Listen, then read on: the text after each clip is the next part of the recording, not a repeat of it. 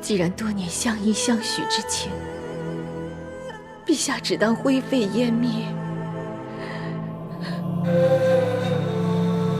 那臣妾留着这些定情信物，又算什么？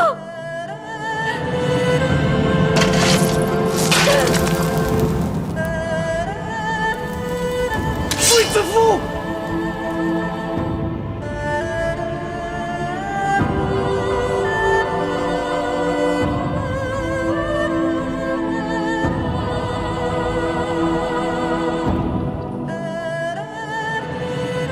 陛下要杀臣妾吗？你以为朕不忍杀你吗？情若断，遂生有死。陛下要杀臣妾亦无惧，臣妾只是怕臣民会知陛下受迷惑而杀了大汉皇后，有损陛下英名，未免陛下担上恶名。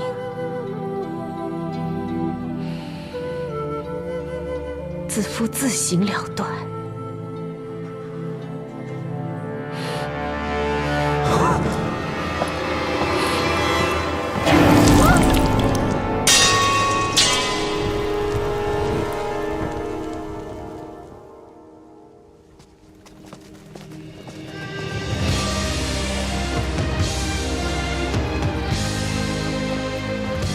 皇后被诬，皇上执意降罪，平阳痛心疾首，愿跪于宫门，以身荐君。若大家相信皇后清白，愿为皇后请命，请与我一同归宫。算不穿光阴的流转，走不遍江中的塞北江南。诗篇写不完千头万绪纠缠，数不尽百转千回循环，道不尽一生的荣耀与悲欢。有多少能永远？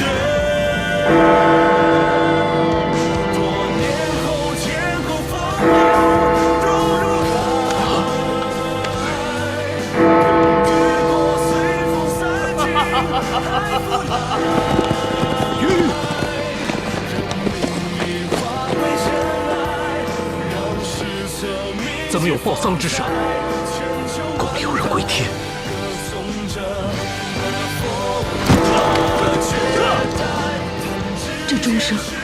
这钟声是什么意思啊？是皇后的报丧之声。子夫不能死。改朝换代，唯有你无可替代。愿能携手，同入九霄云外。不会的，一定不是子夫！段大哥正赶回来，还你清白，你为什么不等？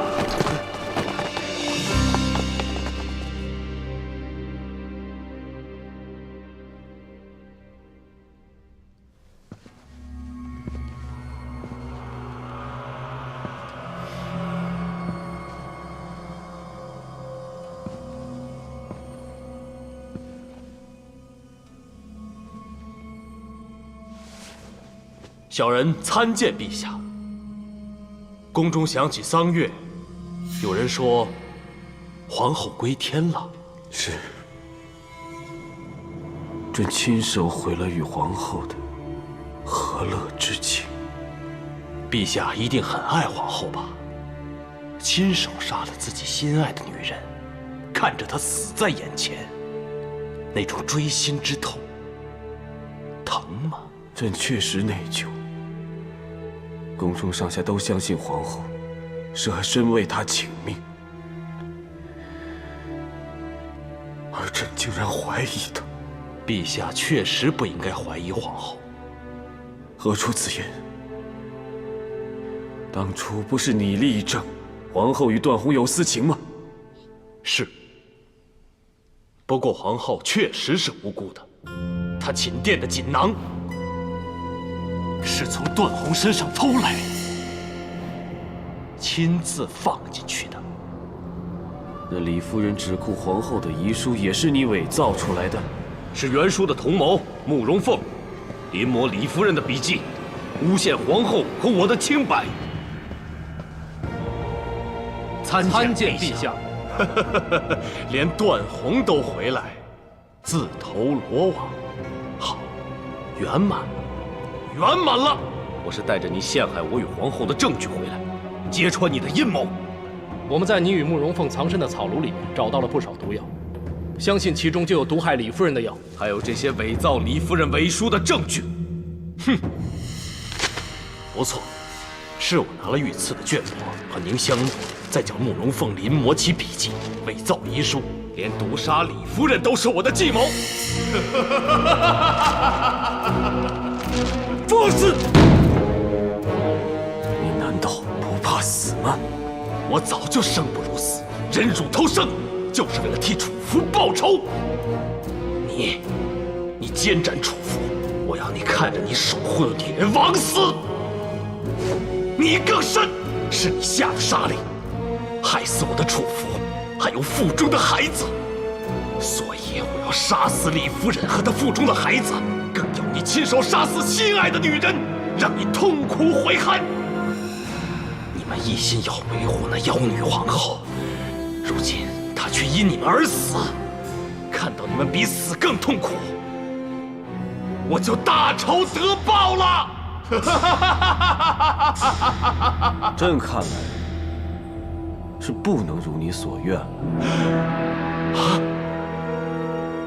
因为皇后的加言善行，所以你的阴谋诡计不能得逞。宣皇后进殿。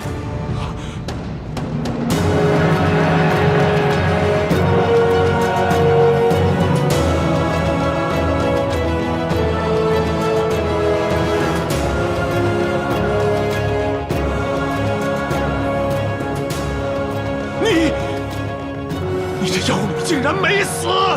皇后仁德，天地福佑。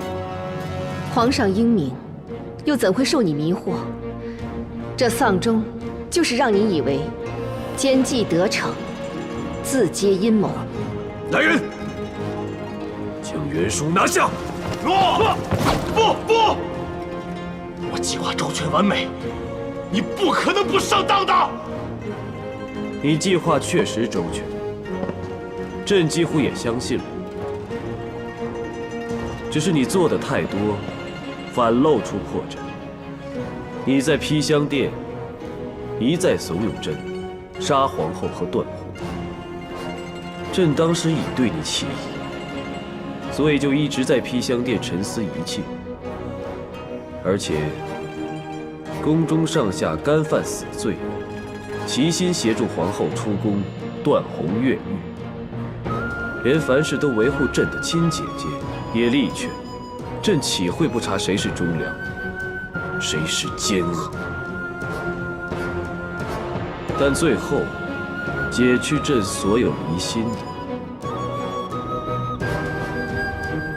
是皇后自己。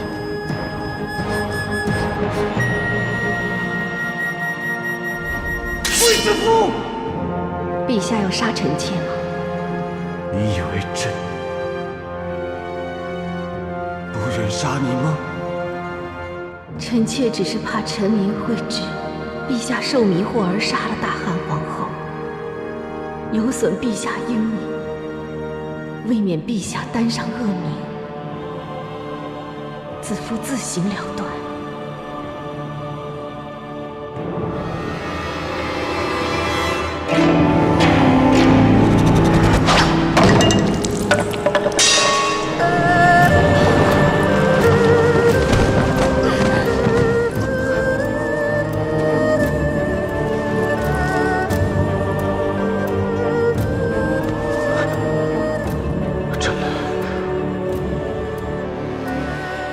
就是想证实你对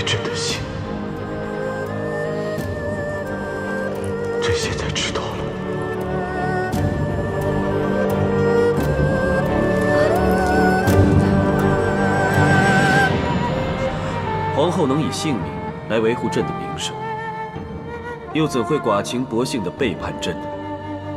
袁叔，你对我们的恩怨，全都源于一个情字。既然痴情，就当知道情在互信，情够深，信亦真。朕再召丽姬来查问，原来是你绑架了她的丈夫。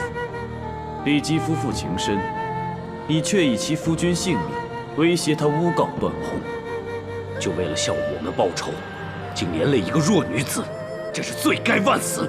不，该死的是你们，是你们！苍天何痕！我白活了这么多年，都不能为我的妻儿报仇。但你却能与他同行，将袁术拉下去，腰斩！主佛，在天之灵赐予我复仇的神力！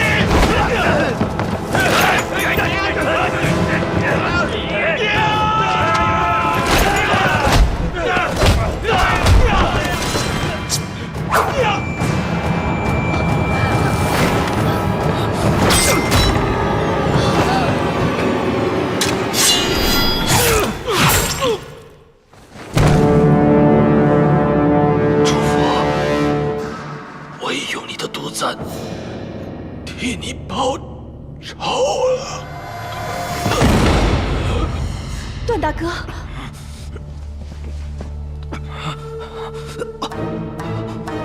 快宣太医令！诺。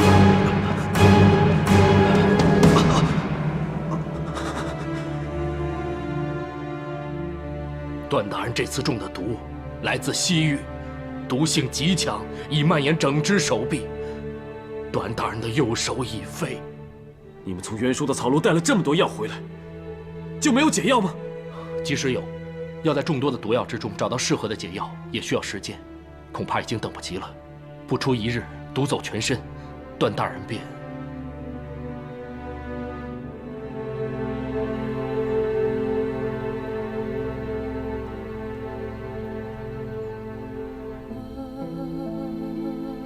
星空璀璨，能在此欣赏，真是一件美事。只可惜，这是我最后一次看到如此美景。美景美事，即使不在眼前，也会长留心间，成为美好回忆。回想这一生，原来最忘不了的，就是童年与你一起成长的日子，尤其是领着你在星空下漫步回家。当时我牵着你的手，见到你不再彷徨失措，感到你对我的信任和依靠，看到你安然宽心的笑容，是我这一生中最美好的时刻。此后我就希望一直守护着你，一直看到你安然宽心的笑容。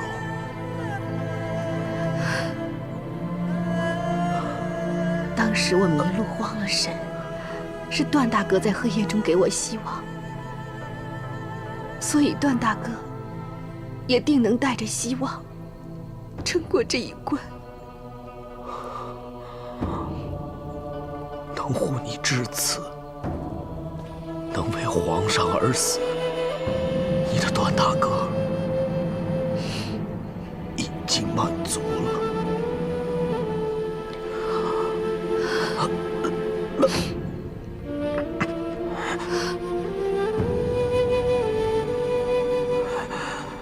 昨夜梦回，我又梦到当日与你返乡，在谷地河边的情景。当时我问你，如果没有皇上，你我会否不同？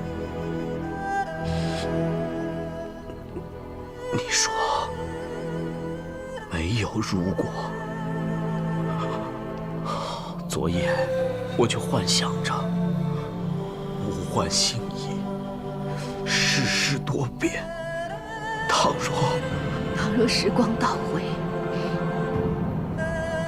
没有激庆之声，没有上衣成宠，你我或许相遇重逢，相知相交，相守同衣。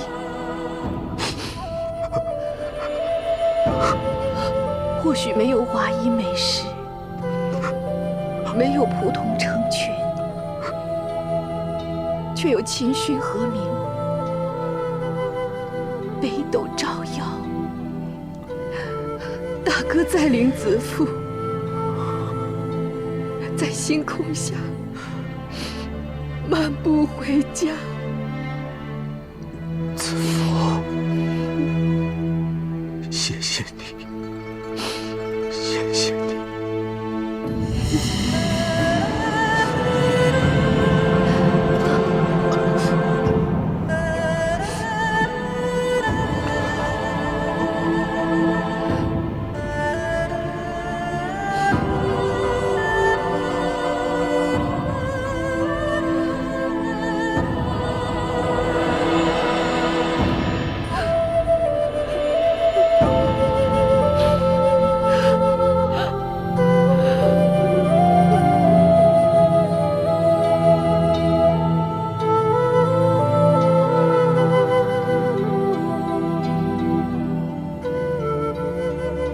承蒙帝后垂顾，本应结草衔环，惜以身残，无以报皇恩，宁退隐浪荡，四海为家。悄然而去，是怕恩情难舍，情书不辞而别。昔日恩怨，积成祸端，历经生死弥留，惊觉人生须臾若梦。如今断臂断情，至于兄妹之义，铭记心中。愿帝后同心同德，福作绵长，断乎拜别。段大哥就此一别，不知何日能再相见。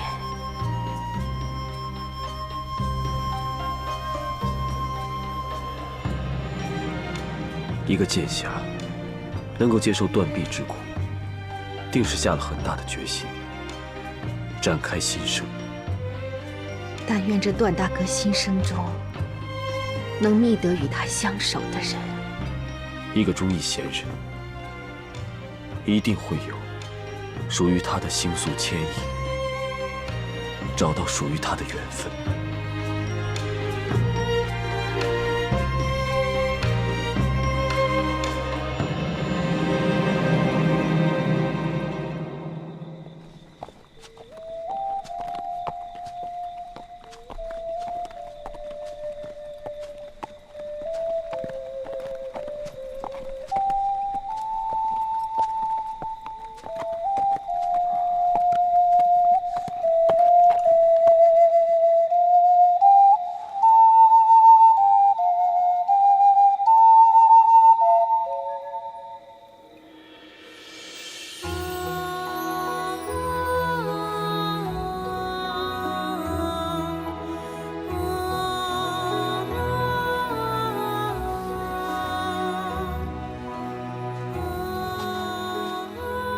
姑娘安好。我在夜色中迷路，听闻嘘声而寻路至此。请问姑娘，这宴社可以投宿吗？宴社正是给异乡客和迷路人歇息的一个方便。只因家父当年曾受迷路之苦，我们才在此建设为宴社。鸿雁于飞，簌簌其语，熏声阵阵，真是与人希望。之子于征，劬劳于野，明灯盏盏，指望与人信心。这宴社却是迷途征人之福，只在这荒野中经营，实属不易啊。宴社并非为了求财而设，正如大哥所言，是为了与人方便，给人希望。只是宴去宴来，总有迷惑之时。人生在世，孰能无惑？就让七星引路，再踏征途。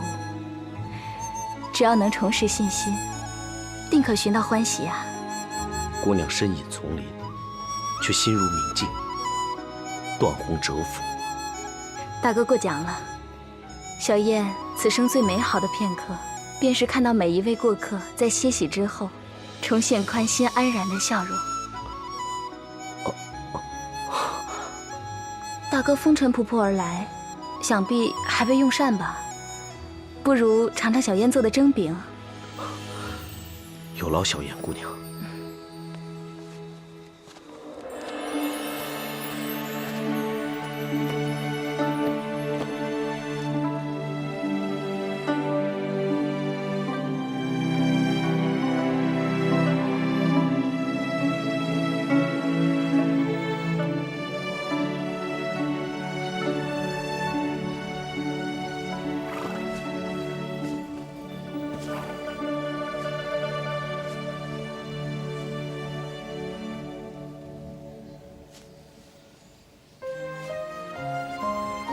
10年之后，我与你牵着俊逸和他的孩子，漫步在这片红豆山中。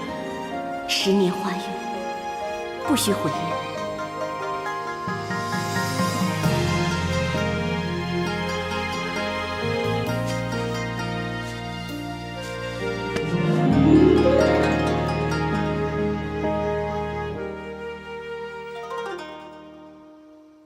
相思路魂飞哭，明月寒烟仍孤独。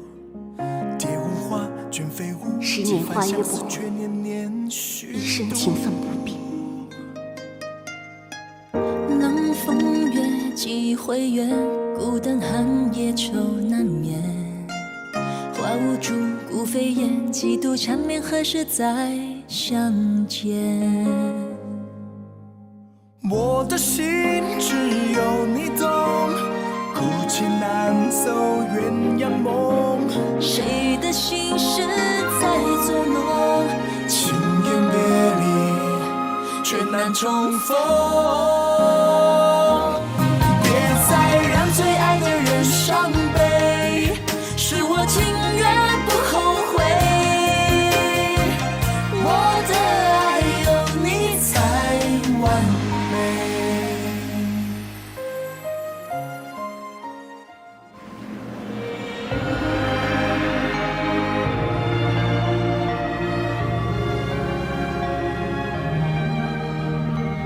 我们去过流县，又到过江南，皇后觉得如何？陛下已实现带臣妾踏遍九州的诺言，看到百姓和乐安康，臣妾心满意足。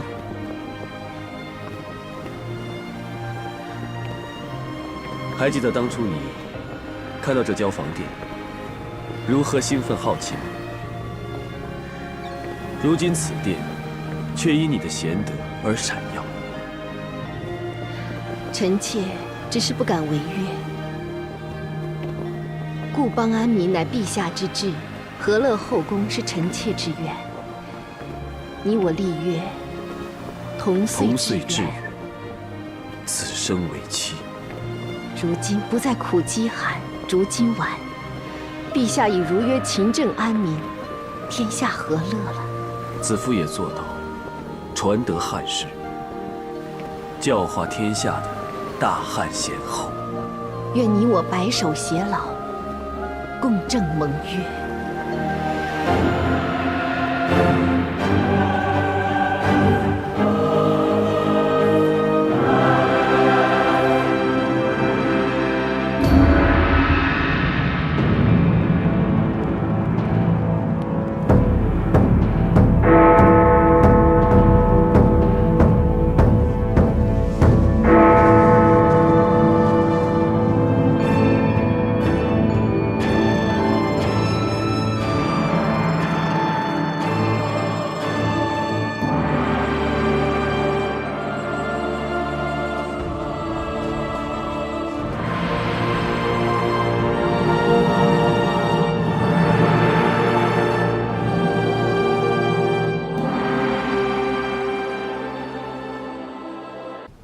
陛下，陛下，皇后回来了。到哪里了？已经过了新丰，很快就可以入城了。赶回来就好。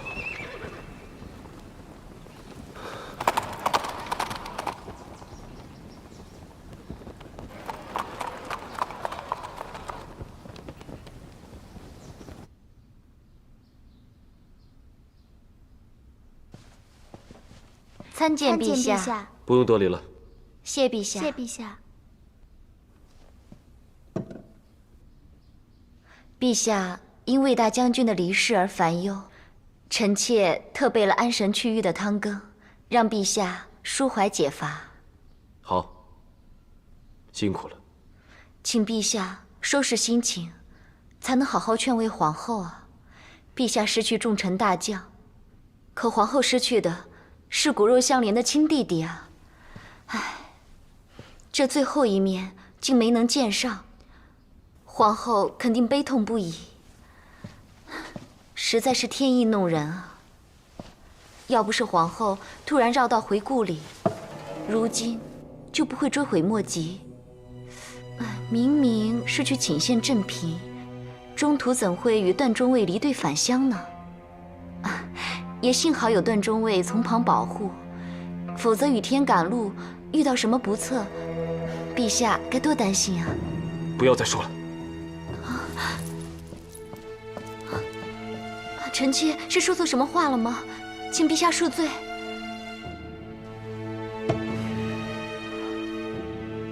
可能是朕多想了。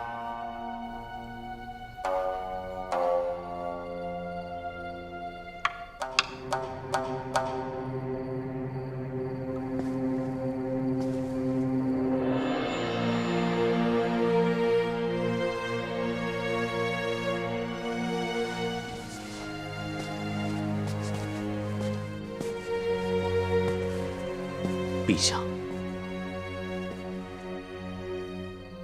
陛下深夜不眠而驾临，是否心念卫青，还是另有要事？朕心有疑虑，心结难解，就不知你可否为朕解开心头百结？臣愿为陛下分忧。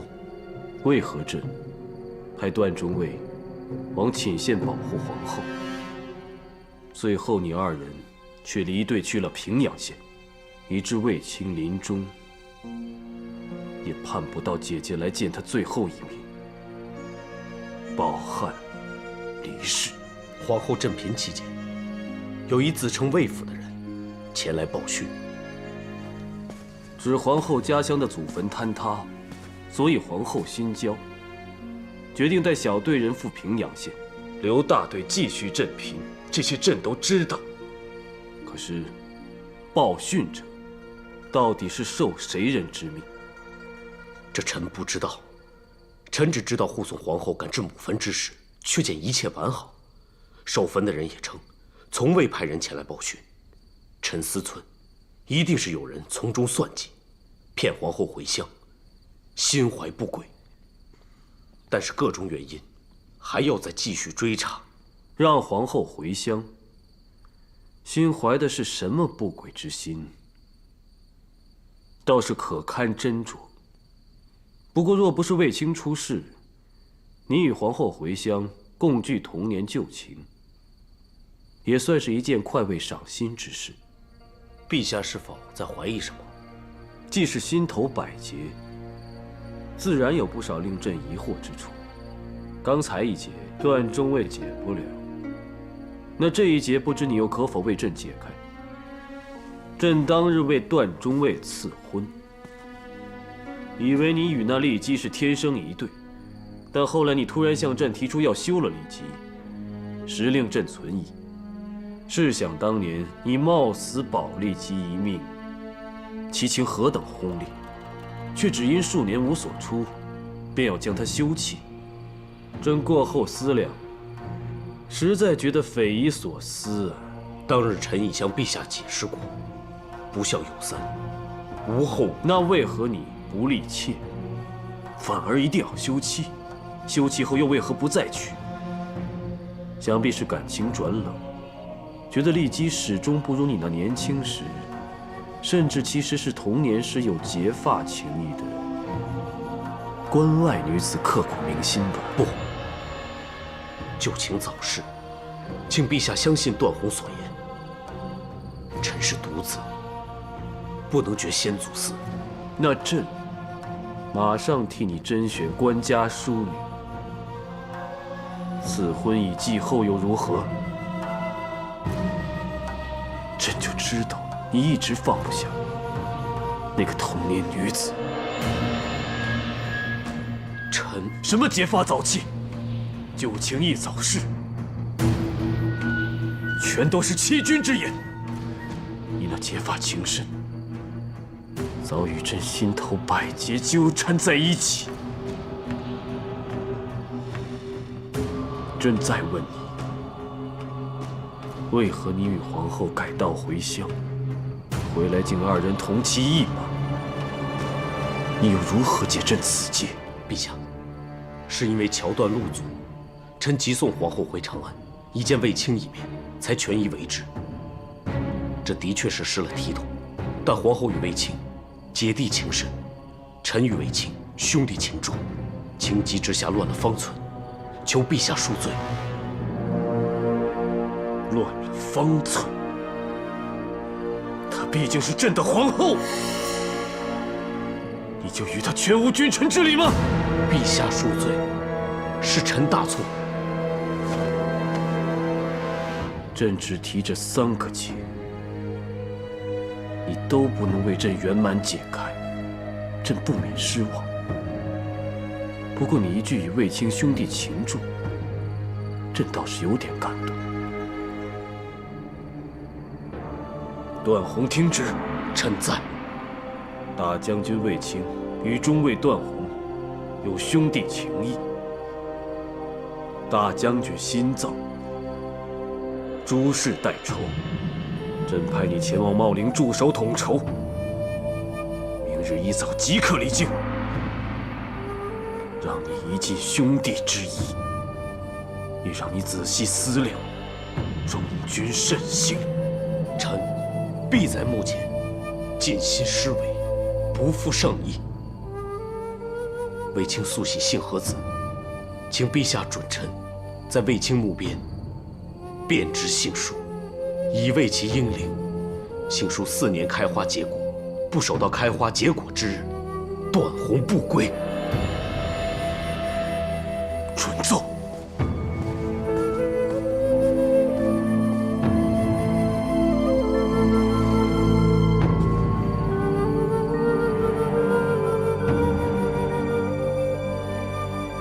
罪孽轻深，勿宁不见。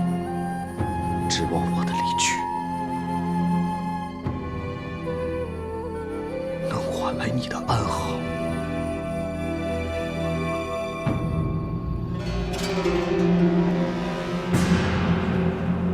这下你痛快了吧？一切都依你的计而行。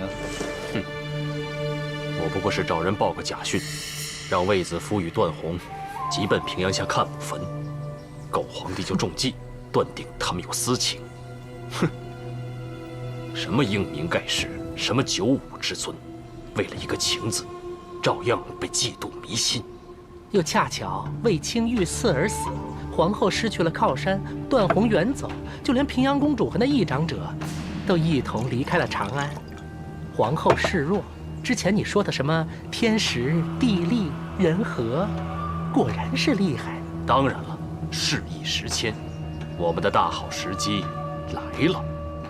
哼，只是李姬一直服用的天香丸，虽然可以让她体香诱人，但如今天香丸的毒性已经蔓延，我也没有研制出解药来。她如今怀着龙翼，身子却每况愈下，长此以往，轻则颜貌尽毁，重则毒发身亡。若她母子不在了，你就失去了靠山，不可以自由出入皇宫，行你的复仇大计了。所以，我才要你这个无色无味、银针也测不出来的毒药。你要用这毒药毒死谁？皇上、皇后，还是……都不是。我怎会就此便宜了他们？那你要用这毒药毒死谁呀？夫人，你快醒醒啊！夫人，皇上驾到！参见陛下。发生何事？陛下，夫人她怎么叫也叫不醒。快传御医！诺，李琦，李琦，你不是说有话要对朕说吗？女儿，女儿，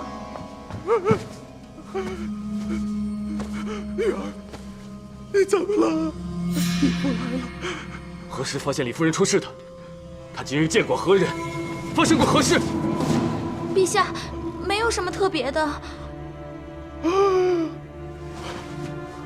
陛下，我的女儿她，女儿啊，义父来迟了，你怎么抛下义父呢？你怎么就不等义父啊？李夫人，为什么就带着孩子走了呢？你醒醒！义父来迟了，对不起你。你急忙叫我进宫来，一定有什么事情告诉我。女儿啊，你快起来告诉义父。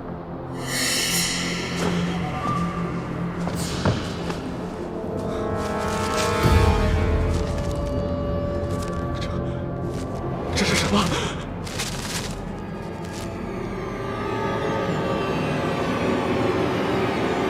朕心有疑虑，心结难解。段宏听旨，臣在。大将军新葬，诸事待筹。朕特派你前赴茂陵驻守统筹，明日一早即可离京。你要用这毒药毒死谁呀？皇上、皇后？你怎么了？你急忙叫我进宫来，一定是有什么事情要告诉我。这是什么？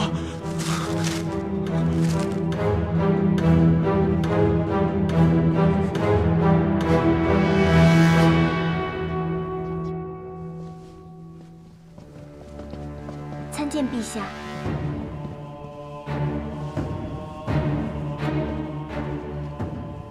参见陛下。起来吧。谢陛下。皇后是在读谁的书札？是姐姐送来的。她已经与喜娘、易叔叔到达平阳县故居，正准备去王母坟前替卫青祭拜。朕还以为是段宏留给你的书札呢。他走得匆忙，未及道别。我也期待他早日报个平安。启禀皇后，李夫人的安胎汤已经备好了。安胎汤。臣妾近来都有吩咐厨房为李夫人做些安胎汤，现在就送过去，免得凉了不好。不用了。为什么？李夫人死了。好端端的怎么会突然死了？她是中毒而死的。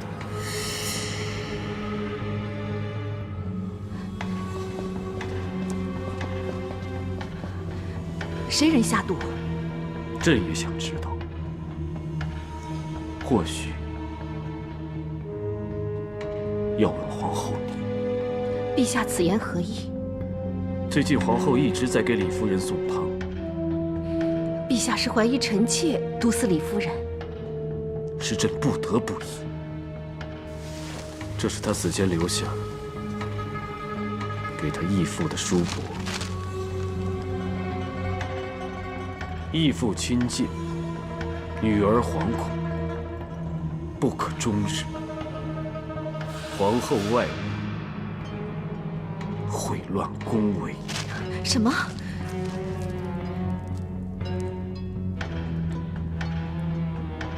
臣妾一向清白，怎会如他所说，与段大哥有奸情？他这是污蔑、陷害。难道他用自己和腹中龙翼的性命来污蔑陷害？这绢帛和凝香墨都是朕所赐，自己亦出自他手。所以叔伯也不可能是伪造。当初说不敢告诉朕，所以急找袁叔商讨，朕也可证他死时，袁叔是受急召刚到。他上面说，惧怕臣妾与段大哥的事情因被他发现而杀人灭口，所以他的死，陛下认为是臣妾做的，是吗？陛下相信这是实情吗？朕不知道该相信谁。每次见你，你都是清白无瑕，心明意净。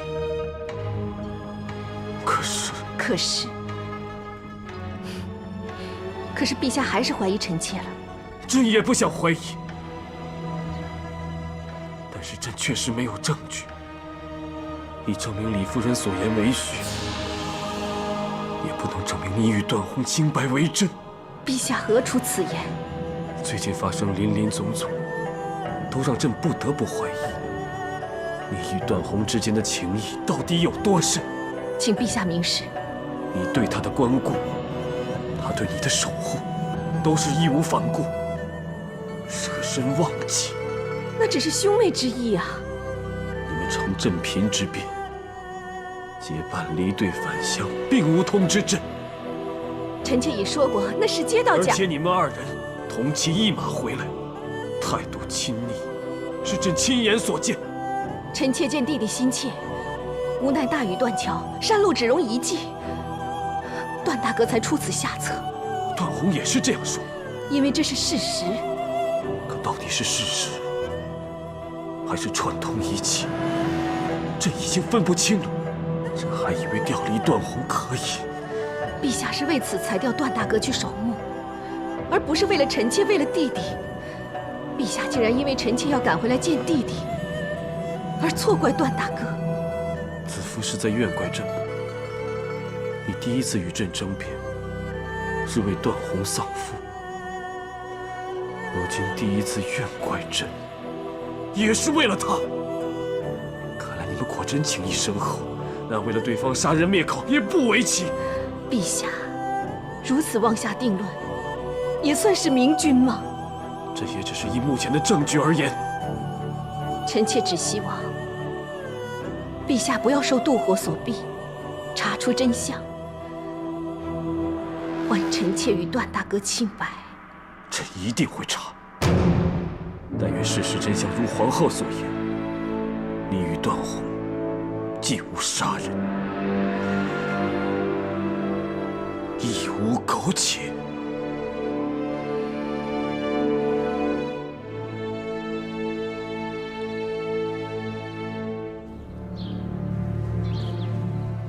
皇上才命大人往茂陵为魏大将军守坟，何以在半路又急召将军回京啊？长安传来消息，说李夫人突然离世，不知是否为此有新的任务。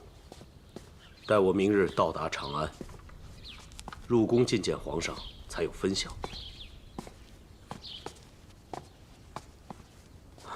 你去歇息吧，明日一早还要赶路。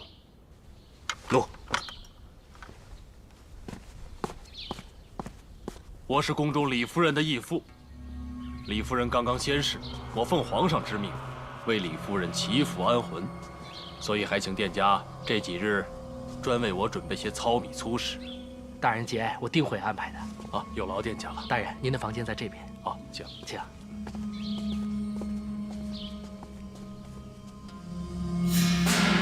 这之字上半部也是后字上半部，之与后二者相近。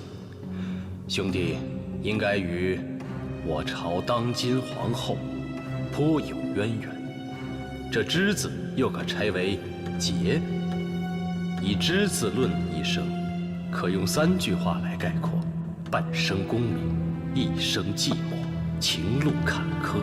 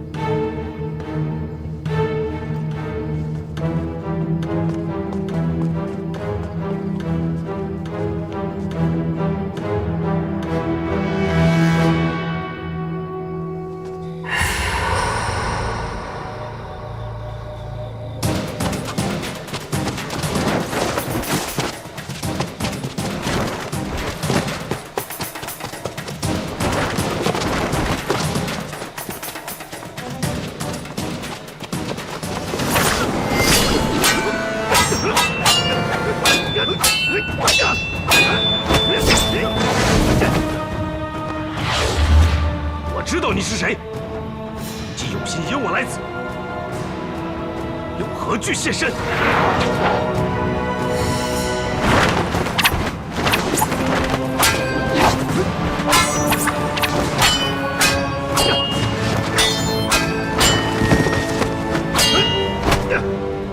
我已了得剑法高明，但这方氏的皇子到底有何企图？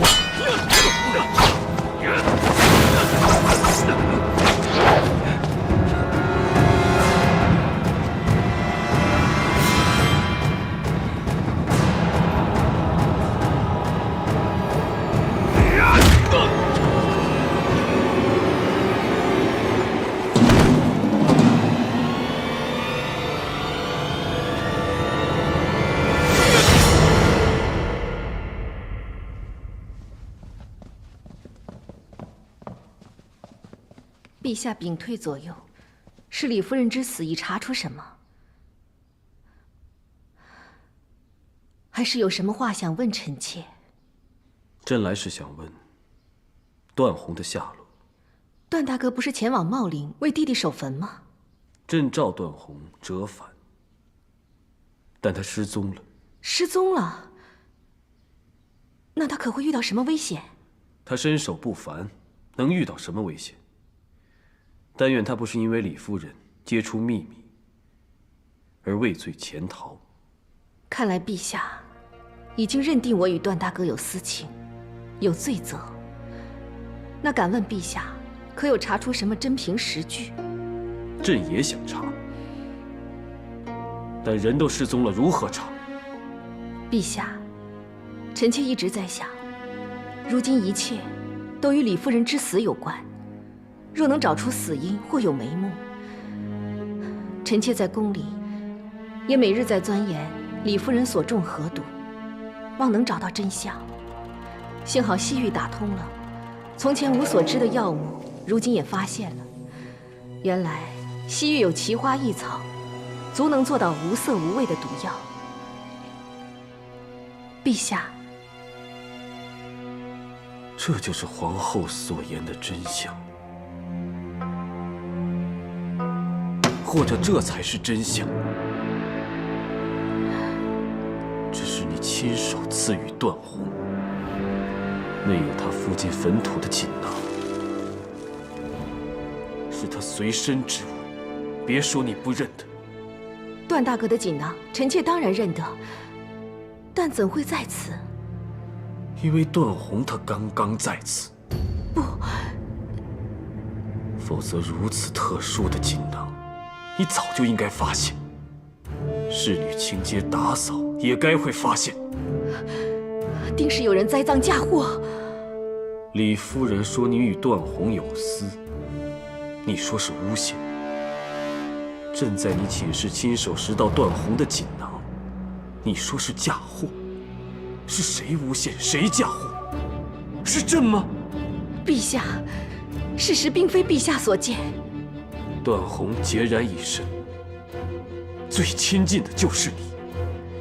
段宏失踪，朕不得不来问你。但朕本是想在你清净明白的言辞之中，解除朕的疑虑。真没想到，原来朕却证实了这一切的疑虑都是真的。请陛下息怒，臣妾确实没有见过段大哥。如今他下落不明，启禀陛下，廷尉急报，于宫外抓住段中尉。如今下落就清楚明白了。好，把他押来见朕和皇后。诺。下去。诺。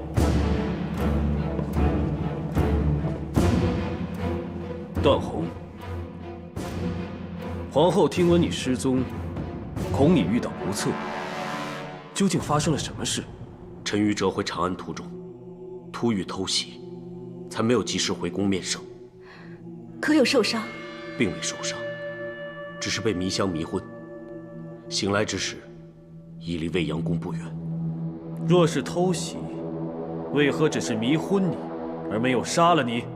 臣也不知道。臣也觉得此事蹊跷，急于查明，所以即刻回宫。还是偷钱回宫，被发现后才假装赶回宫啊？陛下何出此言？因为你与皇后毒杀李夫人，事情败了，你偷偷潜回宫中，与皇后商量对策，是吧？陛下，李夫人之死，怎会与臣和皇后有关？你与皇后的私情被李夫人发现，你俩联合毒害了她，没想到灭口无用。她死前已留了书帛，揭发你俩苟且之事。陛下岂可妄作定论，血口喷人？皇后何以盛怒至此？难道是心虚？是您臣妾无端被污蔑，还是怕你的段大哥被捕为阶下囚？陛下，皇后一心向陛下，怎会与臣有私？若无私情，无杀人灭口之事，你又为何在面圣之前偷偷去见皇后？臣刚入宫，又何以先见皇后？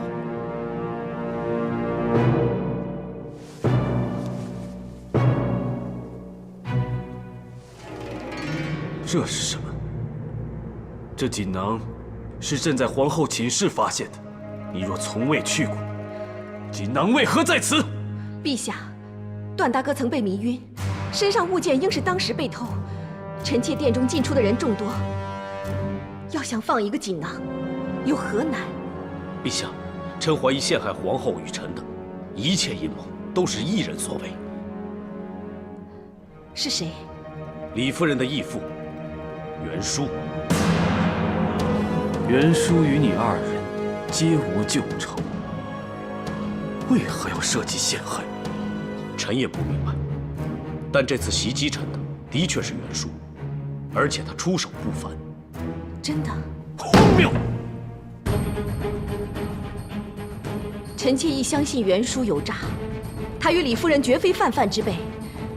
而且李夫人当日变脸，臣妾也早见识过。朕如今也见识了皇后的变脸。此事牵连陛下英明，皇后清誉，还是请陛下明察秋毫。臣有证据，可证明李夫人义父正是害臣之人。好，那朕就召袁叔入宫，让你们心服口服的认罪。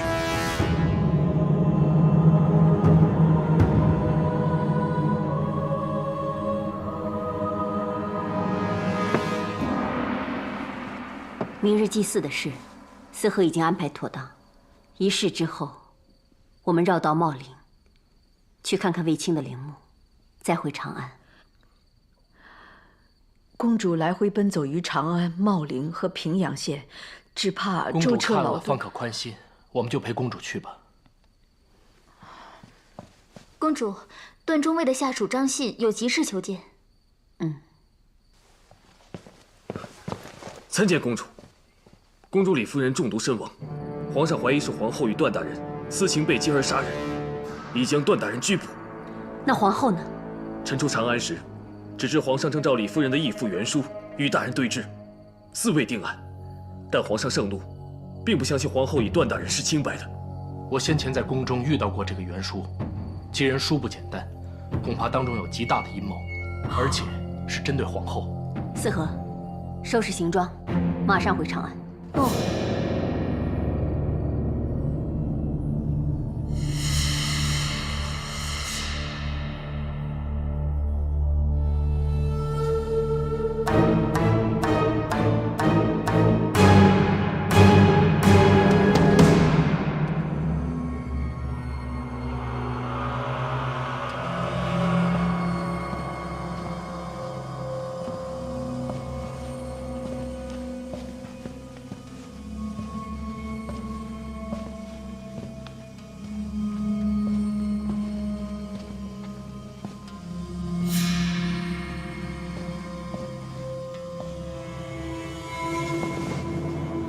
拜见皇后。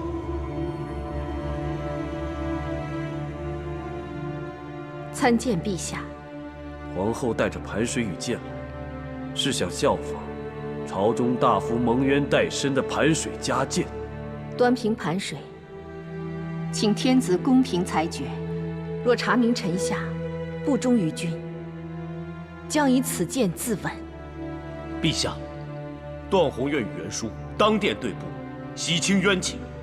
臣妾既设此案，也请陛下一同裁决。如非冤枉，臣妾当以此剑自裁，以正国法。皇后，你我尽是清白，有何可惧？就只怕审判不公。好，你二人若是无罪，朕为你们证明。倘若真的不忠于朕，就让你们正法，让皇后盘水加监，朕要公平审判。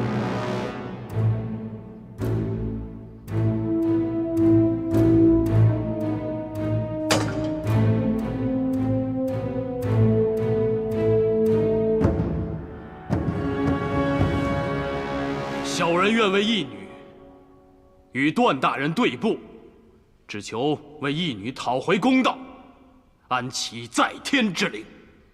袁术，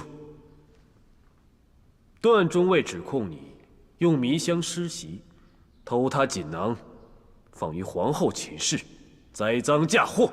小人与段大人无冤无仇，为何做出这种伤天害理之事？陛下，此人心怀叵测，不是早怀恨于臣，就是怀恨于朝廷。几年前，他曾假扮方士，无故为臣死。哦，哼，原来是你呀！我记得了。陛下，小人曾在城外酒寮算卦，见过段大人。若无记错，当时就算出段大人和皇后颇有渊源。果然不假呀！朕也听过段宏测字之事，真没想到，当年我测出大人与皇后有私，如今我女儿竟因此而死。你捏造事实，一派胡言！你先是以迷香施袭，取我锦囊，再至于皇后殿主，全都是你早有预谋的圈套，以陷害我与皇后。你有何证据？证据就在他身上。臣遇袭时，曾出掌击伤对方，相信袁术的右肩仍留有掌印。若见掌印，就可证明袁术栽赃嫁祸，连同李夫人之死，也另有文章。陛下，小人为了证明清白，只好失礼于大殿。段大人看清楚了，小人身上可有掌印伤痕。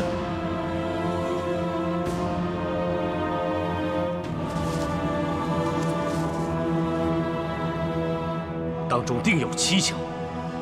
你特意出现在驿站，诱我追踪到郊野，相信一定都是你的盘算。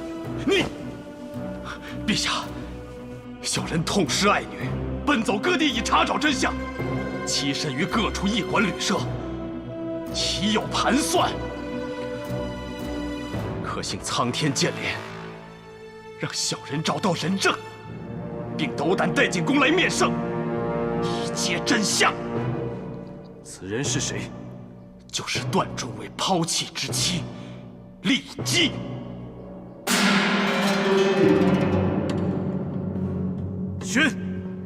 宣骊姬觐见。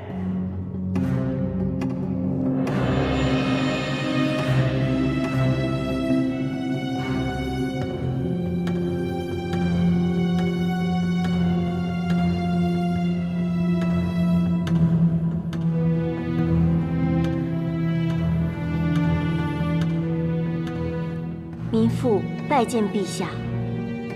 皇后，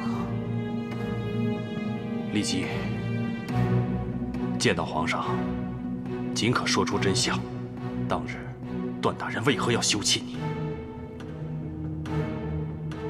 当日被休，说是因民妇无所出，但实际上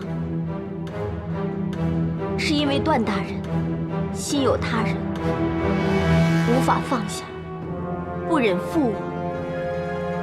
其实，民妇与段大人徒有夫妻之名，未曾行周公之礼。几年相处下来，只觉得段大人对皇后处处关怀，甚至私下约会。就在陛下赐婚的那一天，糜父亲眼看见段大人烧毁与皇后的情书。李姬，你为何捏造假证词，污蔑我？我只是说出我的所见所闻，可全是不尽不实，够了！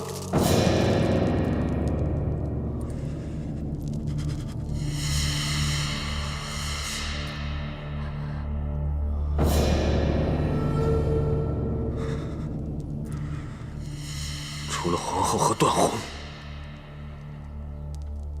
一干人等全都退下！诺。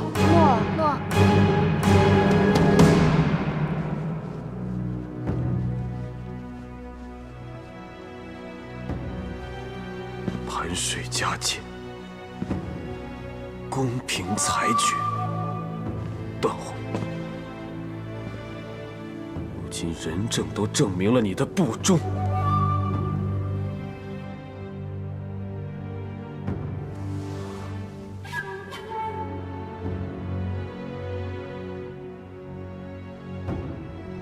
陛下，骊姬所说全是虚言。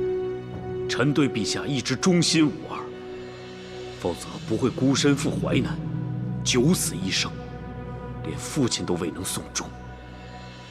你是在埋怨朕？不是埋怨，只是报汉亦报冤。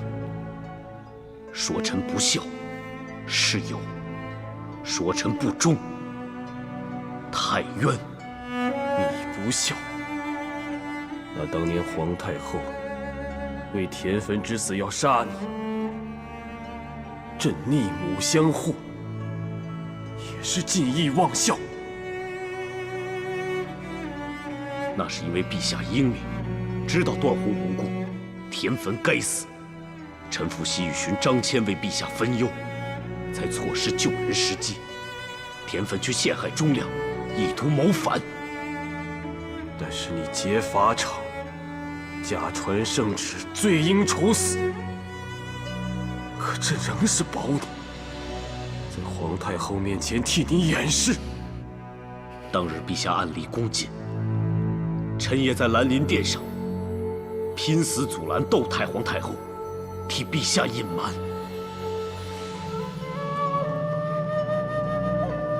如今想来，当日你到底是忠君尽责，还是为守护兰陵殿的主人，也未可知。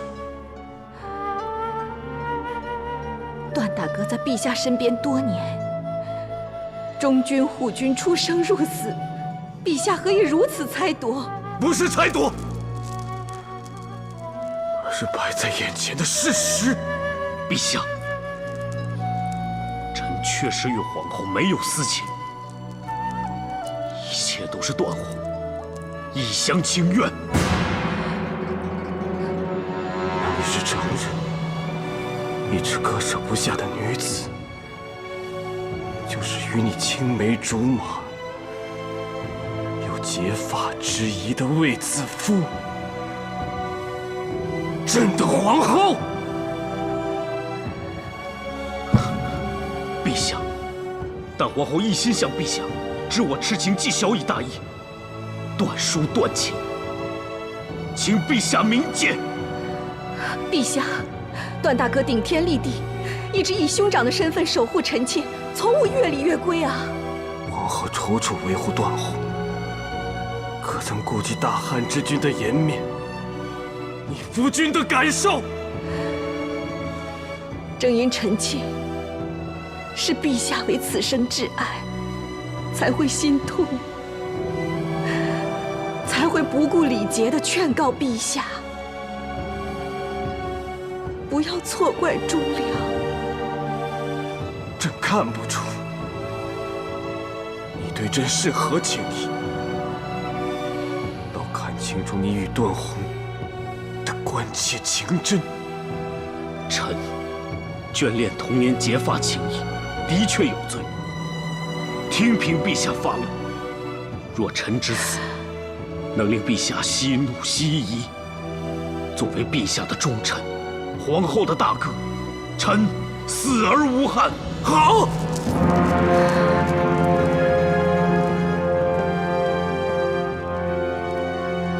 臣就如你所愿。禁卫何在？在。段宏擅离职守，有负圣恩，押下去。明日午时处斩。诺。陛下。至于皇后，封功戴罪。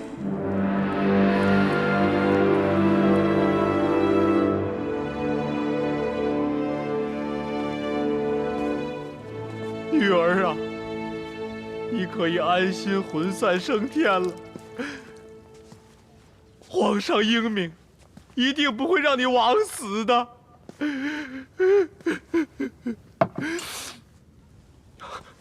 小人拜见陛下。免了。谢陛下来悼念李夫人。李夫人殒命，后宫诸事烦乱不清。朕出来走走，静一静心，理一理思绪。陛下，事情不是已经清清楚楚了吗？就是皇后与段宏私通。别说了，陛下息怒。小人知道，陛下仁厚重情。即使皇后与段宏弃君罔上，陛下仍顾念情谊。只是我的女儿不知啊。他死得好冤呐！不要再提了，朕没说要姑息养奸。明日，段宏按时执行。朕想静思，你先退下吧。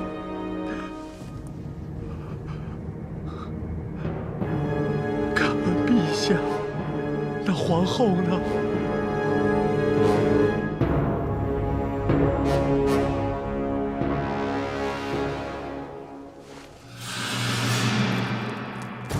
我要出宫。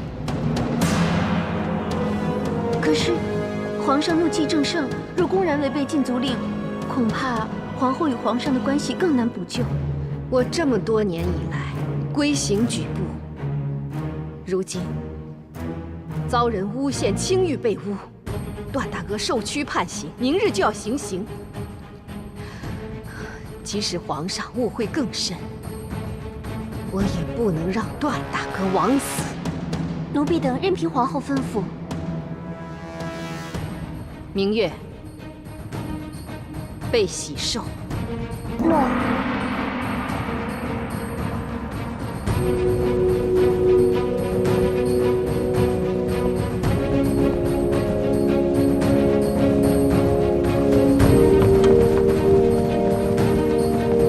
皇后请留步。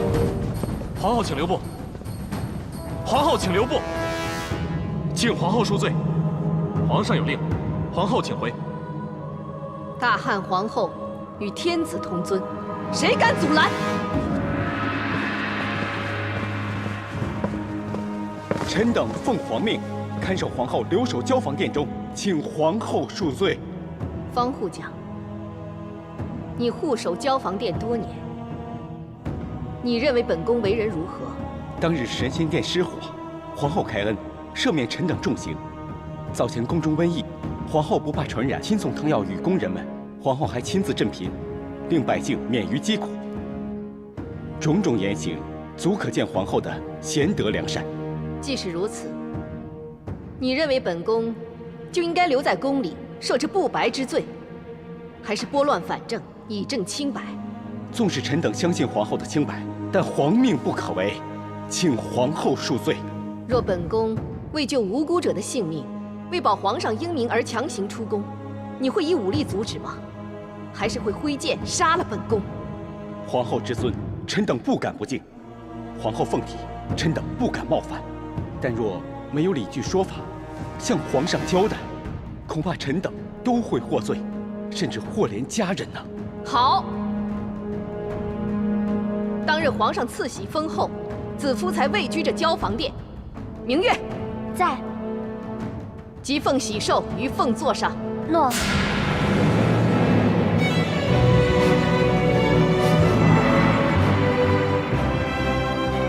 方护将，方才你说奉命如何？臣等奉皇命看守皇后留在交房殿。官无印信，不能坐堂审案；将无虎符，不能调兵遣将；后无喜寿，也就不是这一国之母。喜寿在此，亦代表皇后就在这交房殿中。方护将，你就遵从皇命，在交房殿好好看守皇后。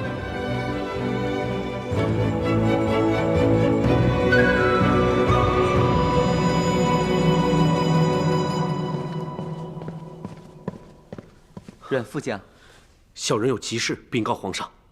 什么事？皇后放下寿喜，独自离开交房殿。可是皇上现在正在静思休息，不允许任何人、任何事打扰。我想，皇上应该已经睡了。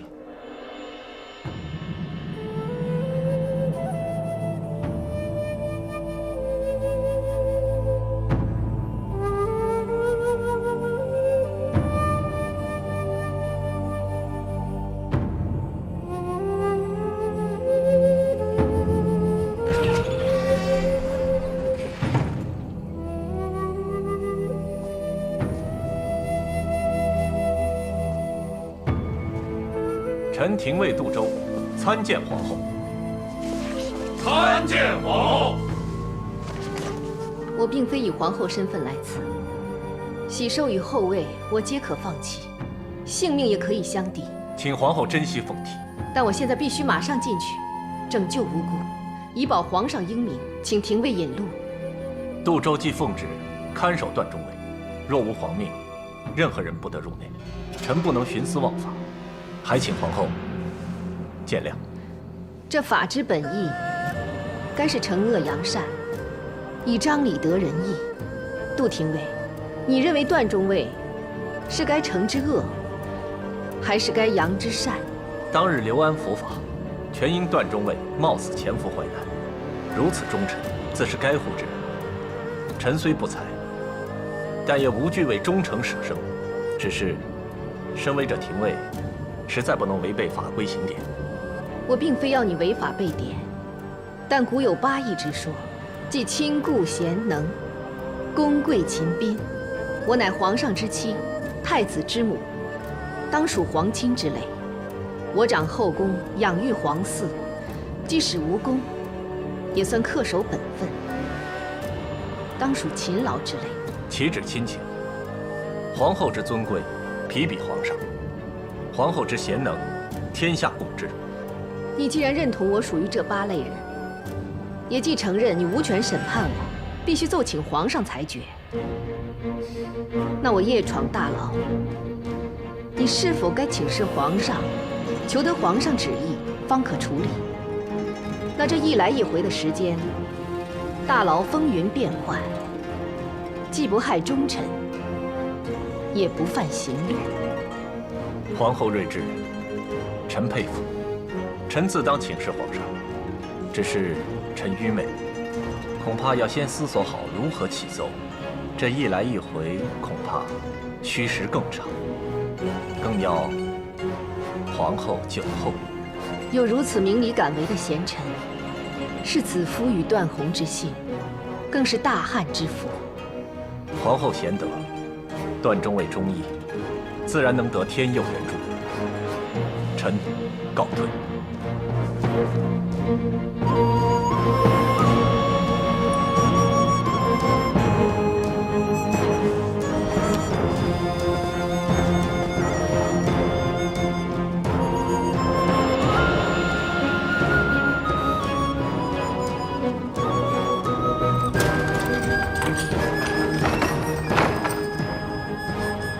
我不要晚杀了将死之人，鸡保无益。既不会死，便要保父，才能远走。皇后，段大哥，子父是来放你出去，你快走吧。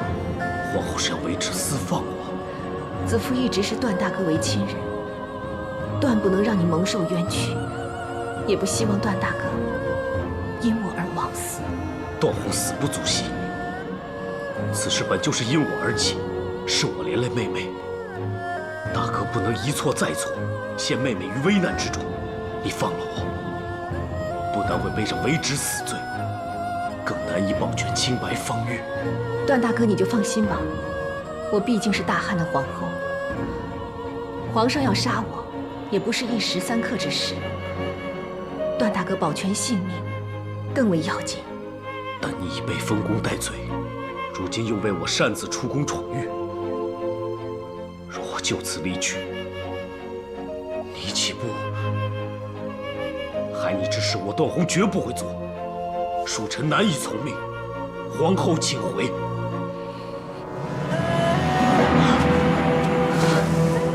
皇后，子父，快起来！大哥，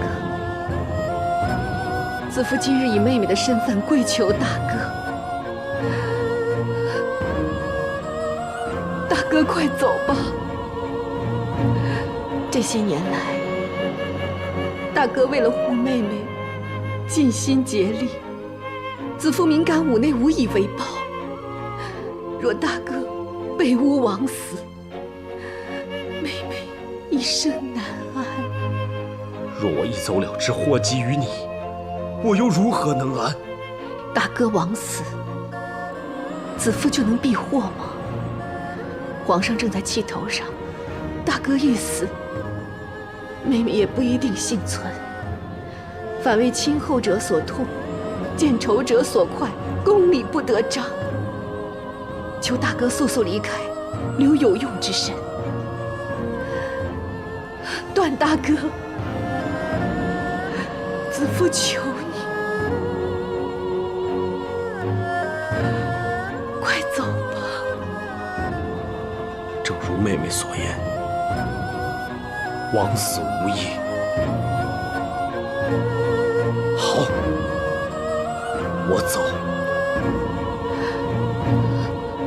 但我走不是为了逃活避死，而是要去面对，要为你洗脱污名，保你安然无恙。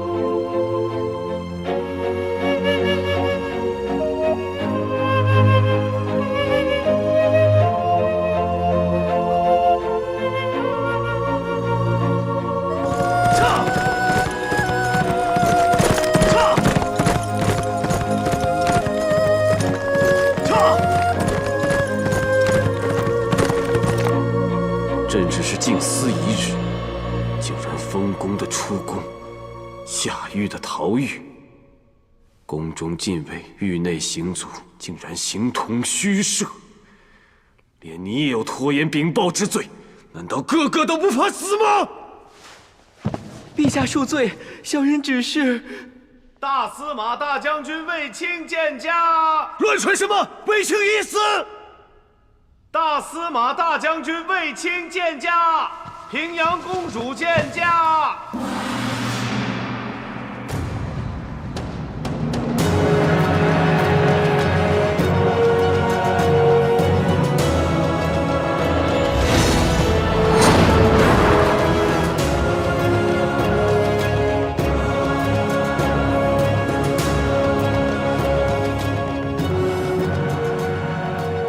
长公主平阳，大司马大将军卫青，恭请陛下圣安。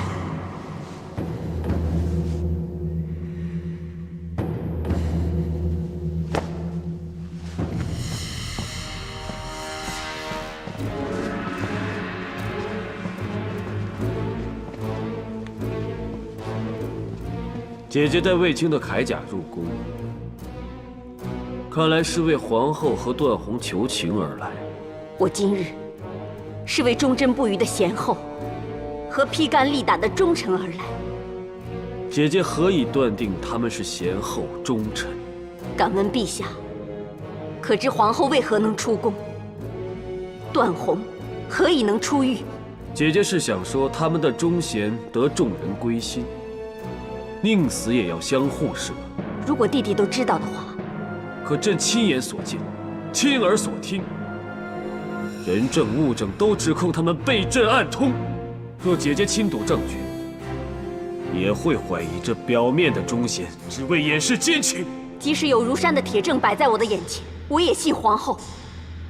皇后以心待人，我与众人是以心感受，绝不会被一物一言的伪证所动摇。弟弟与子父多年夫妻，朝夕相处，难道只因为一时激怒，便漠视子父对你多年的心思情谊？愿弟弟迷途知返。既然公主不知就理，勿需多言。我不知就理，只知答应卫青，只要我在，谁也动不了子父。若要伤子父，先杀平阳。公主与皇后这姑嫂之情，竟深厚到生死相护。姑嫂情再深，都比不了你我姐弟情深。我不想弟弟追悔莫及。皇后之罪，朕自有定夺。公主请回。陛下，要定皇后的罪，臣就率众跪在宫门前，直到陛下回心转意。皇后德行惠及众人，夏之香囊，满室迎放；冬送裘衣，寒宫比阳；春酿百蜜，天下甘饴；秋收善果，福泽绵长。相信我能一呼百应，一同归宫，见君。天下之人，难道只信皇后贤德，不信皇帝英明？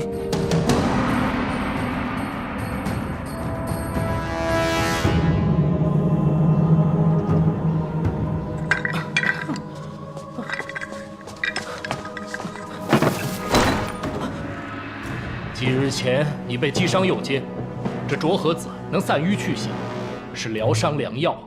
来者何人？来抓你的人。当日我追踪袁术到郊野，他突然消失，之后向我下迷烟的人，就是你吧？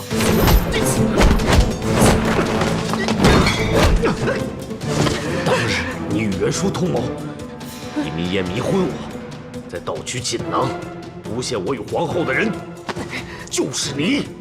可惜你也因此暴露了行踪。你用以制迷烟的迷香草，在长安城内并不多见，只要一问，你就无所遁形。依药铺所言，你对各种毒物皆有涉猎。李夫人之死，是不是和你有关？绝对与他有关。这里毒物众多，都可置于死地，而这个，应该就是皇上赐给李夫人的绢帛。还有这个。布帛飘香，上面的字用的就是御用凝香墨，就是他临摹李夫人的笔迹，作为污蔑你和皇后的证据。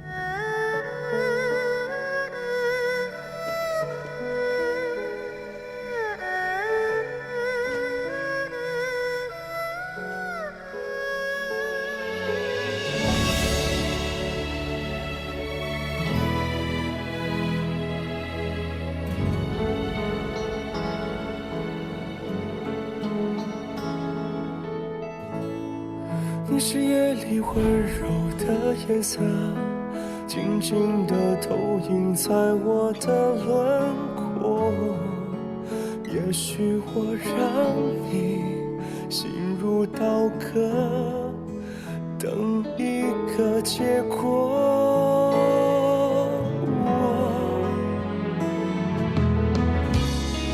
蝴蝶飞过沙漠，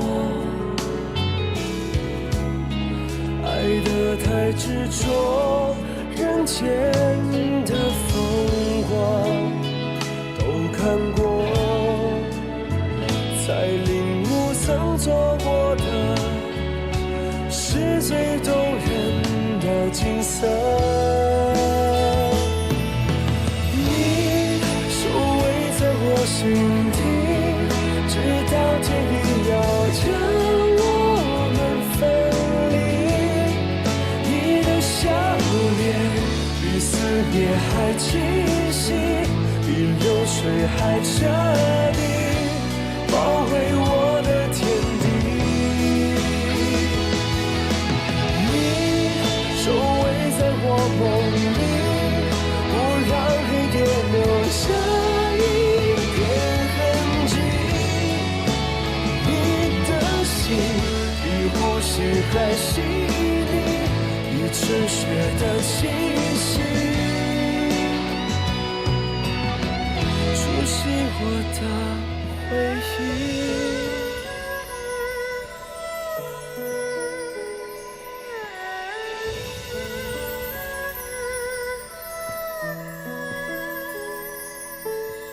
臣妾不用了。皇后放走亲犯，已不将朕放在眼里，再多的礼，朕也只是觉得虚伪。臣妾知道会触怒陛下，但臣妾此举，只是不想陛下将来追悔莫及。段宏欺瞒君上，给予皇后，朕赐他一死，岂会追悔？倒是你，向来恭顺谦和，为了他，义无反顾地屡次违逆朕，私放亲犯，抗旨离宫，私下同游。朕在城楼盼你念你，你却与他相偎相依，策马而回。没想起当日所见，朕就不禁怀疑你对他的情。子夫的情，全在这岸上。初识时的誓盟，相处时的情分，历历在目。平阳府出狱，上衣承宠，子夫此生难忘。陛下允我进宫，御船上轻言细语，说子夫是陛下掏心挖肺的知己，其言其情，堪比这些赐赠的美玉玛瑙。其实子夫心中只盼永伴君旁。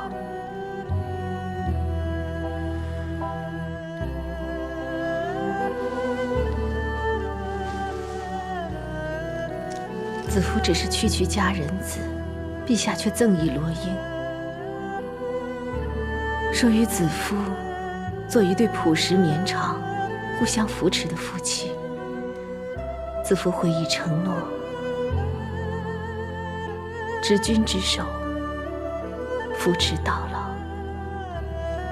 陛下因王夫人失子夫之约，子夫掩饰醋意。可陛下仅凭马韶就读懂子夫的心，子夫为此忘却醋意孤寂。天下大定，陛下邀子夫出游，以守当年之诺。最后虽未同行，但子夫仍在离宫前守诺为地图绣上盒子，和我大汉和乐凤足。不错，你我曾是间谍情深，信誓旦旦。可这一切信物与当时的情话诺言，如今想来却真假难辨。当日顶住万千艰难阻力，留在身边，到底是对是错？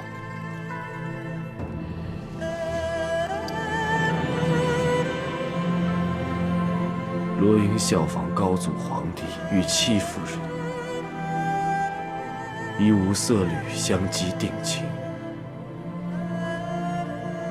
可与你相机定情的到底是谁？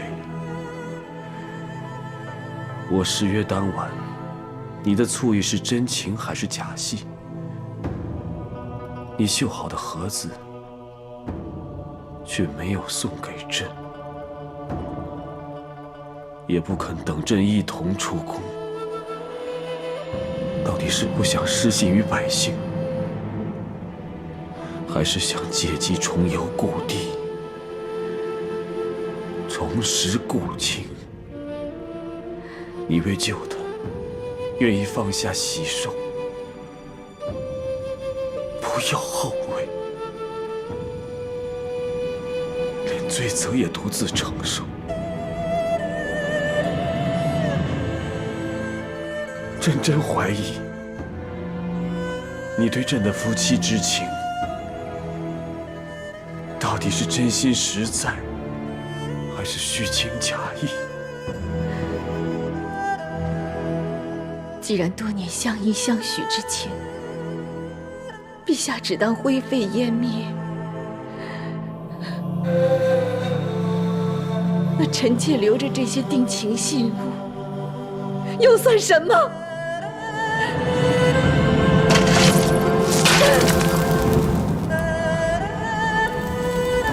卫子夫！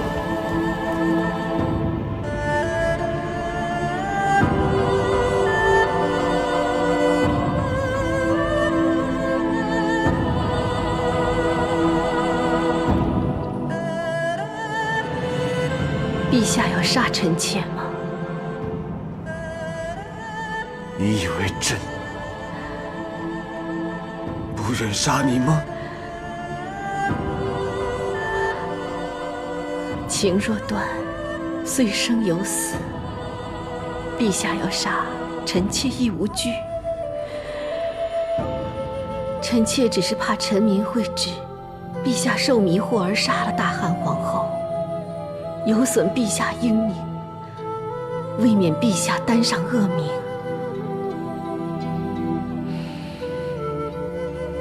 子夫自行了断。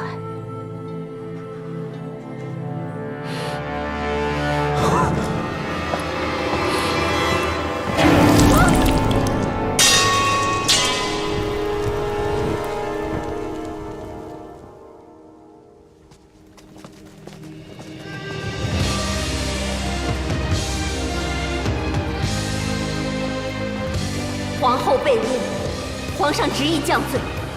平阳痛心疾首，愿跪于宫门，以身荐君。若大家相信皇后清白，愿为皇后请命，请与我一同归宫。算不穿光阴的流转，走不遍江中的塞北江南。诗篇写不完千头万绪纠缠，数不尽百转千回循环，道不尽一生的荣耀与悲欢。有多少能永远？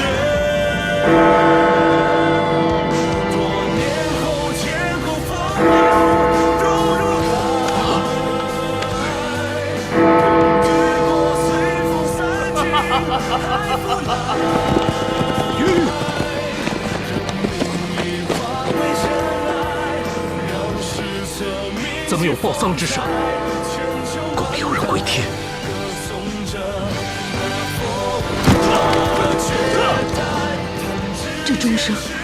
这钟声是什么意思啊？是皇后的报丧之声。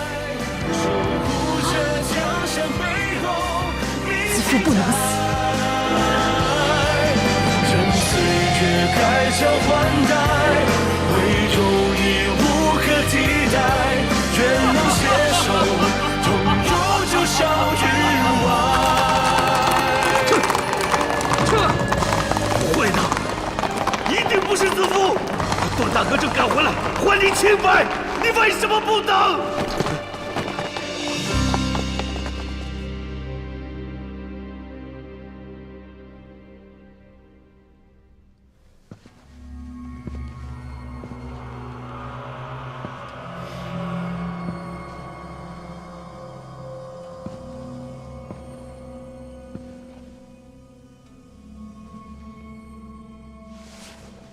小人参见陛下。宫中响起丧乐，有人说皇后归天了。是，朕亲手毁了与皇后的和乐之情。陛下一定很爱皇后吧？亲手杀了自己心爱的女人，看着她死在眼前，那种锥心之痛，疼吗？朕确实内疚。宫中上下都相信皇后舍身为她请命，而朕竟然怀疑她。陛下确实不应该怀疑皇后。何出此言？当初不是你立证皇后与段宏有私情吗？是。不过皇后确实是无辜的，她寝殿的锦囊是从段宏身上偷来的，亲自放进去的。那李夫人指控皇后的遗书也是你伪造出来的？是袁术的同谋慕容凤临摹李夫人的笔记，诬陷皇后和我的清白。参见陛下。连段宏都回来，自投罗网，好，圆满，圆满了！我是带着你陷害我与皇后的证据回来，揭穿你的阴谋。我们在你与慕容凤藏身的草庐里面找到了不少毒药，相信其中就有毒害李夫人的药，还有这些伪造李夫人伪书的证据。哼，不错，是我拿了御赐的绢帛和凝香露，再叫慕容凤临摹其笔记，伪造遗书，连毒杀李夫人都是我的计谋。放肆！你难道不怕死吗？我早就生不如死，忍辱偷生，就是为了替楚服报仇。你奸斩楚服，我要你看着你守护的女人枉死。你更甚，是你下的杀令，害死我的楚服，还有腹中的孩子。所以我要杀死李夫人和她腹中的孩子，更要你亲手杀死心爱的女人，让你痛苦悔恨。你们一心要维护那妖女皇后，如今她却因你们而死，看到你们比死更痛苦，我就大仇得报了。朕看来是不能如你所愿了。因为皇后的加言善行，所以你的阴谋诡计不能得逞。宣皇后进殿。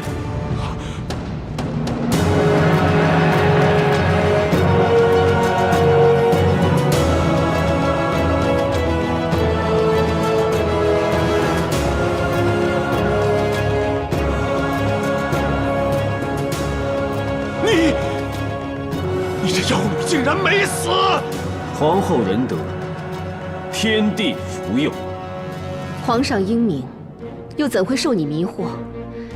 这丧钟就是让你以为奸计得逞，自揭阴谋。来人，将袁术拿下！不！我计划周全完美，你不可能不上当的。你计划确实周全，朕几乎也相信了。只是你做的太多，反露出破绽。你在披香殿一再怂恿朕杀皇后和段宏，朕当时已对你起疑，所以就一直在披香殿沉思一切。而且宫中上下干犯死罪，齐心协助皇后出宫，段宏越狱，连凡事都维护朕的亲姐姐也力劝，朕岂会不查谁是忠良，谁是奸恶？但最后解去朕所有疑心的，是皇后自己。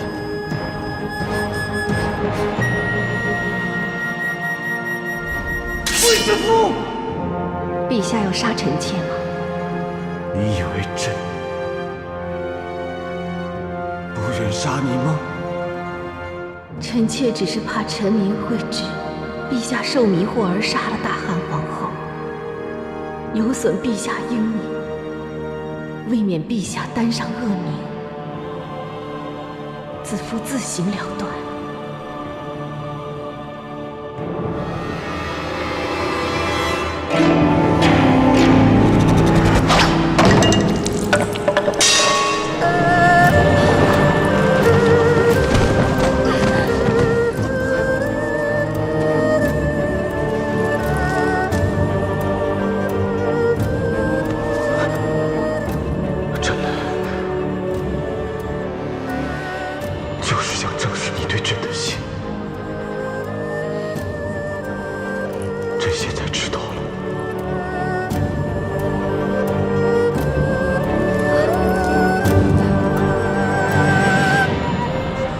皇后能以性命来维护朕的名声，又怎会寡情薄幸地背叛朕呢？袁叔，你对我们的恩怨，全都源于一个“情”字。既然痴情，就当知道情在互信，情够深，信亦真。朕再召丽姬来查问，原来是你绑架了她的丈夫。丽姬夫妇情深，你却以其夫君性命威胁他诬告段后，就为了向我们报仇，竟连累一个弱女子，这是罪该万死！不，该死的是你们，是你们！苍天何痕！我白活了这么多年，都不能为我的妻儿报仇！但你却能与他同行，将袁叔拉下去，腰斩！诺！主佛，在天之灵赐予我复仇的神力！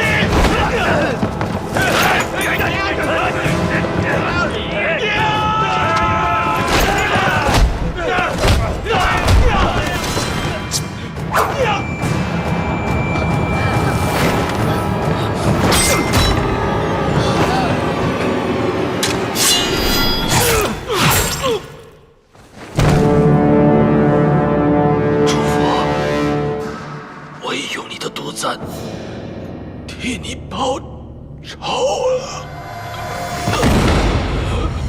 段大哥。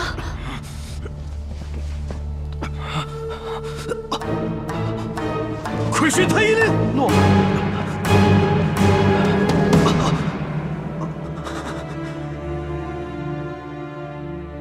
段大人这次中的毒来自西域，毒性极强，已蔓延整只手臂。段大人的右手已废。你们从袁叔的草庐带了这么多药回来，就没有解药吗？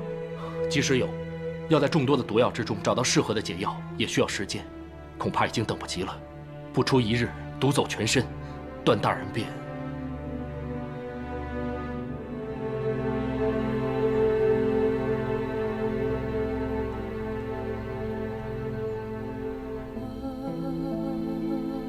星空璀璨，能在此欣赏，真是一件美事。只可惜，这是我最后一次看到如此美景。美景美事，即使不在眼前，也会长留心间，成为美好回忆。回想这一生，原来最忘不了的，就是童年与你一起成长的日子，尤其是领着你在星空下漫步回家。当时我牵着你的手，见到你不再彷徨失措，感到你对我的信任和依靠，看到你安然宽心的笑容，是我这一生中最美好的时刻。此后我就希望一直守护着你，一直看到你安然宽心的笑容。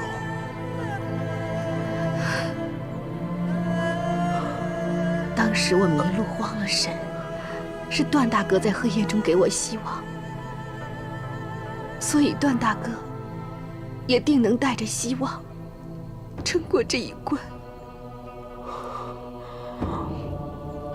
能护你至此，能为皇上而死，你的段大哥已经满足了。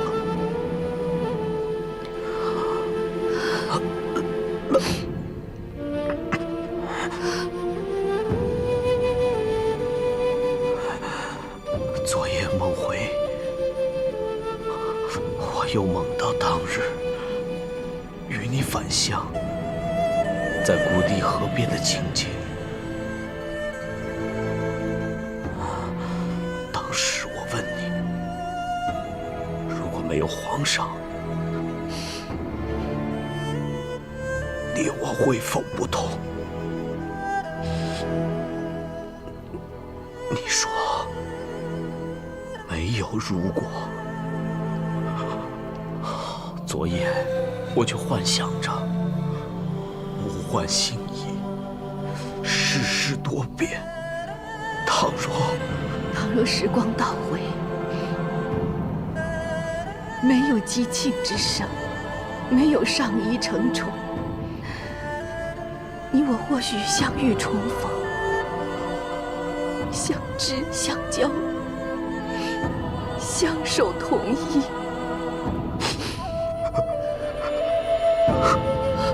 或许没有华衣美食，没有仆童成群，却有琴勋和鸣，北斗照耀。大哥再领子父，在星空下漫步回家。子父，谢谢你。谢谢你。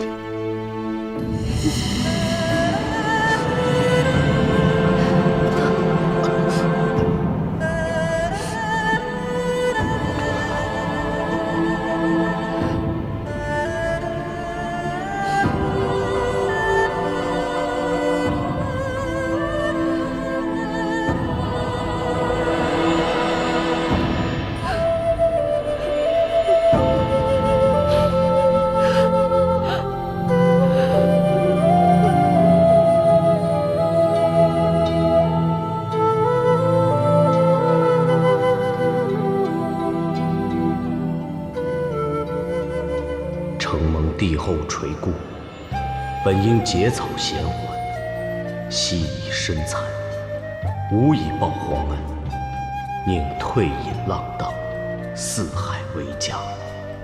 悄然而去，是怕恩情难舍，情书不辞而别。昔日恩怨，积成祸端，历经生死弥留，惊觉人生须臾若梦。如今断臂断情，至于兄妹之义，铭记心中。愿帝后同心同德，福作绵长，断乎拜别。段大哥就此一别，不知何日能再相见。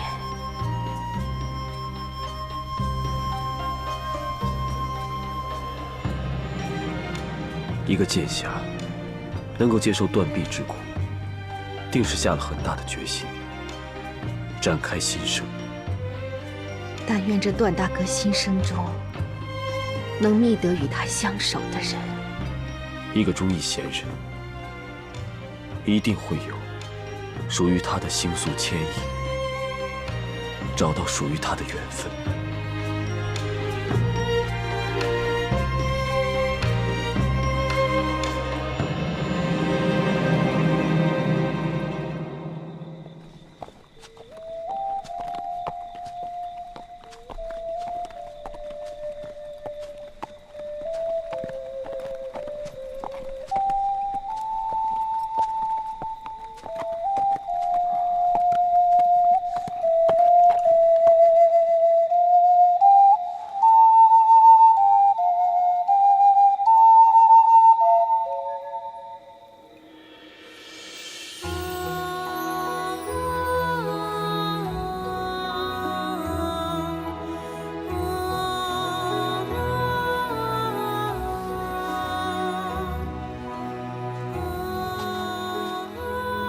姑娘安好。我在夜色中迷路，听闻嘘声而寻路至此。请问姑娘，这宴社可以投宿吗？宴社正是给异乡客和迷路人歇息的一个方便。只因家父当年曾受迷路之苦，我们才在此建设为宴社。鸿雁于飞，簌簌其语，熏声阵阵，真是与人希望。之子于征，劬劳于野，明灯盏盏，指望与人信心。这宴社却是迷途征人之福，只在这荒野中经营，实属不易啊。宴社并非为了求财而设，正如大哥所言，是为了与人方便，给人希望。只是雁去雁来，总有迷惑之时。人生在世，孰能无惑？就让七星引路，再踏征途。只要能重拾信心，定可寻到欢喜啊！姑娘身隐丛林，却心如明镜，断鸿蛰伏。大哥过奖了。小燕此生最美好的片刻，便是看到每一位过客在歇息之后，重现宽心安然的笑容。大哥风尘仆仆而来，想必还未用膳吧？不如尝尝小燕做的蒸饼。有劳小燕姑娘。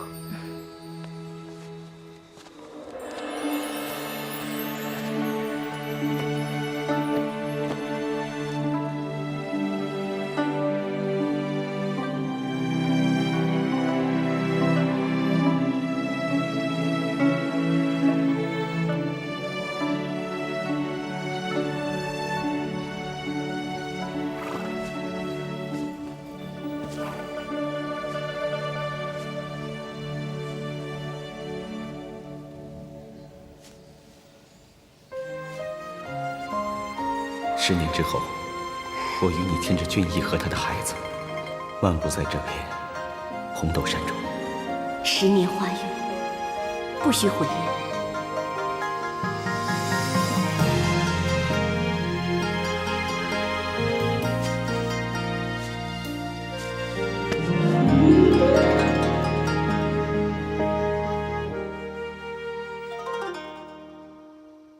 相思路魂飞苦，明月寒烟仍孤独。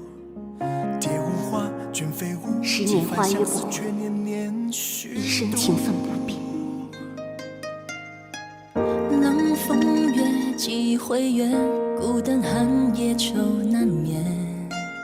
花无主，孤飞燕，几度缠绵，何时再相见？我的心只有你懂，孤寂难走鸳鸯梦。谁的心事在作弄？轻言别离，却难重逢。别再让最爱的人伤悲，是我情愿不后悔。我的爱有你才完美。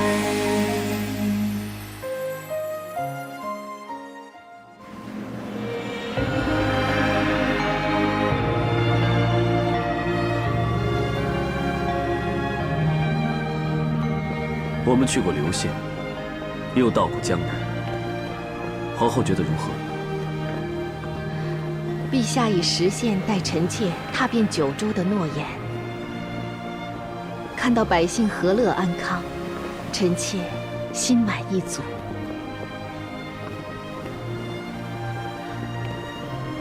还记得当初你看到这交房殿，如何兴奋好奇吗？如今此殿却因你的贤德而闪耀。臣妾只是不敢违约。故邦安民乃陛下之志，和乐后宫是臣妾之愿。你我立约，同岁至远，此生为妻。如今不再苦饥寒，逐今晚，陛下已如约勤政安民，天下和乐了。子夫也做到，传德汉室，教化天下的大汉贤后。愿你我白首偕老，共正盟约。